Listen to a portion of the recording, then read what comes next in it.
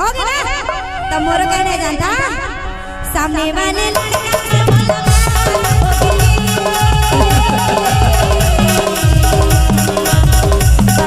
DJ Nagesh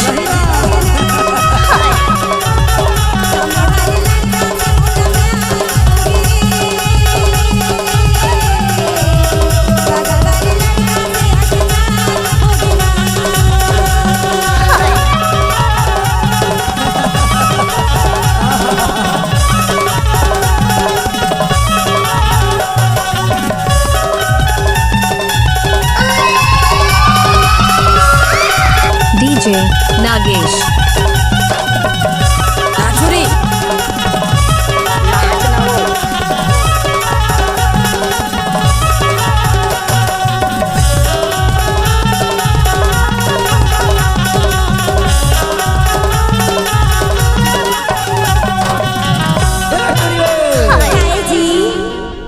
जब तहाँ school पढ़े बर जाथस ना पोतमा स्कूल पढ़े बर जाथा हाथ में DJ नागेश घर के ना जब पढ़े बर स्कूल में जाथस ना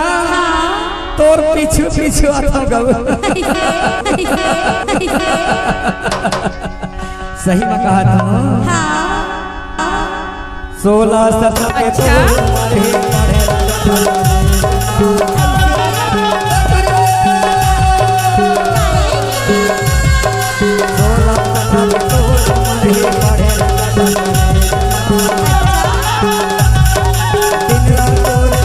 DJ Nagesh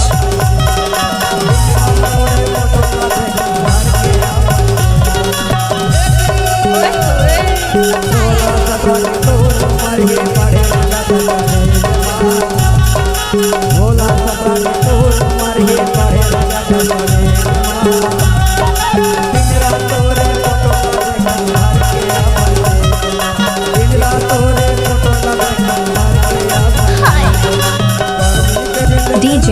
Nagesh